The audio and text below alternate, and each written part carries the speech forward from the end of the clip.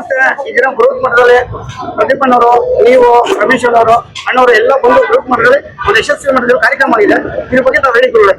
ಹಿಂದೂ ಸಮಾಜೋತ್ಸವ ಬಹಳ ಒಳ್ಳೆ ಉತ್ಸುಕತೆಯಿಂದ ಇಡೀ ಬೆಂಗಳೂರು ನಗರಾದ್ಯಂತ, ಇಡೀ ದೇಶದಾದ್ಯಂತ ಯಶಸ್ವಿಯಾಗಿ ನಡೀತಾ ಇದೆ, ಮಾಡ್ತಾ ಇದ್ದಾರೆ.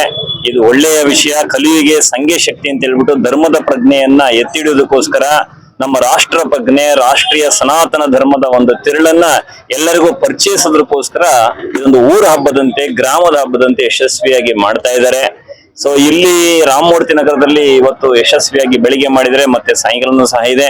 ಇದರ ಮುಖಾಂತರ ಒಂದಿಷ್ಟು ಜನಗಳಿಗೆ ಒಂದಿಷ್ಟು ನಮ್ಮ ಧರ್ಮದ ಬಗ್ಗೆ ಇನ್ನೊಂದಷ್ಟು ಹೆಚ್ಚಿನ ಶಾಂತಿ, ನೆಮ್ಮದಿ, ಸಮೃದ್ಧಿ, ತಿಳುವಳಿಕೆಯನ್ನ ನೀಡಿ ಆತ್ಮ ಸಾಕ್ಷಾತ್ಕಾರ, ಆತ್ಮಜ್ಞಾನ, ರಾಷ್ಟ್ರಕ್ಕೆ ಸೇವೆ ಹಾಗೂ ಅಸಹಾಯಕರಿಗೆ ಸೇವೆ, ದುರ್ಬಲರಿಗೆ ಸೇವೆ, ಇದರ ಬಗ್ಗೆ ಒಂದು ಅವೇರ್ನೆಸ್ ಮೂಡಿಸಲಿಕ್ಕೋಸ್ಕರ ಇದೊಂದು ಕಾರ್ಯಕ್ರಮವನ್ನ ಹಬ್ಬದ ರೀತಿಯಲ್ಲಿ ಆಚರಣೆ ಮಾಡ್ತಾರೆ. ನಮ್ಮ ಮಹಿಳಾ ಮಣಿಗಳು ಸಹ ಉತ್ಸವದ ಆದಿಯಾಗಿ ಕಳಸಗಳನ್ನು ಹಿಡ್ಕೊಂಡು ಗುರುಗಳನ್ನೆಲ್ಲರನ್ನು ಸಹ ಆಹ್ವಾನಿಸ್ತಾ ಹಾಗೂ ಭಾರತ ಮಾತೆಗೆ ಒಂದಿಷ್ಟು ಗೌರವವನ್ನು ಸಲ್ಲಿಸುವಂತ ಕೆಲಸವನ್ನ ಮಾಡಿದ್ರೆ ಇದು ಬಹಳ ಸಂತೋಷದ ವಿಷಯ.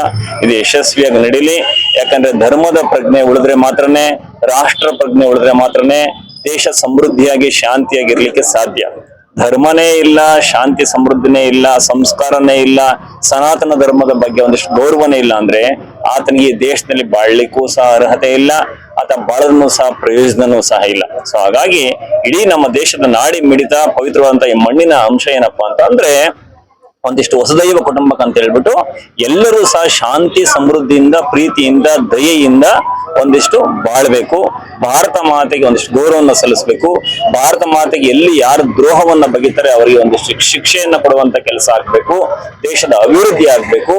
ಧರ್ಮದ ಒಂದು ಪ್ರಜ್ಞೆಯನ್ನು ಉಳಿದು ಆತ್ಮ ಸಾಕ್ಷಾತ್ಕಾರದ ಕಡೆ ಮನುಷ್ಯ ಪರೋಪಕಾರದಿಂದ ಹಾಗೂ ಅಸಹಾಯಕರಿಗೆ ಸೇವೆ ಮಾಡೋದ್ರ ಮುಖಾಂತರ ಮುನ್ನಡಿಬೇಕಂತ ಹೇಳ್ಬಿಟ್ಟು ನಮ್ಮ ಆಶಯ ಆಗಿದೆ. ಆ ನಿಟ್ಟಿನಲ್ಲಿ ಯಶಸ್ವಿಯಾಗಿ ಎಲ್ಲ ಬಾಂಧವರು, ಸಮಾಜದ ಬಾಂಧವರು ಹಿಂದೂ ಸಮಾಜೋತ್ಸವ ಅಂತ ಒಂದು ಹೆಸರನ್ನ ಇಟ್ಕೊಂಡು ಎಲ್ಲರನ್ನೂ ಕೂಡಿಸ್ಕೊಂಡು, ಅದರಲ್ಲಿ ಯಾವುದೇ ಧರ್ಮದ ವಿರುದ್ಧ ಅಂತ ಇಲ್ಲ ಅಥವಾ ಯಾರು ಬರಬಾರ್ದಂತ ಏನಿಲ್ಲ. ಯಾರ್ಯಾರಿಗೆ ಧರ್ಮದ ಮೇಲೆ ಶ್ರದ್ಧೆ ಇದೆ, ರಾಷ್ಟ್ರದ ಮೇಲೆ ಶ್ರದ್ಧೆ, ಭಕ್ತಿ ಇದೆ, ಅವರೆಲ್ಲರನ್ನೂ ಸಹ ಸೇರಿಸ್ಕೊಂಡು ಯಶಸ್ವಿ ಉತ್ಸವನ ಮಾಡ್ತಾ ಇದ್ದಾರೆ. ಸಂತೋಷದ ವಿಷಯ. ಯಶಸ್ವಿಯಾಗಿ ನಡೀಲಿ.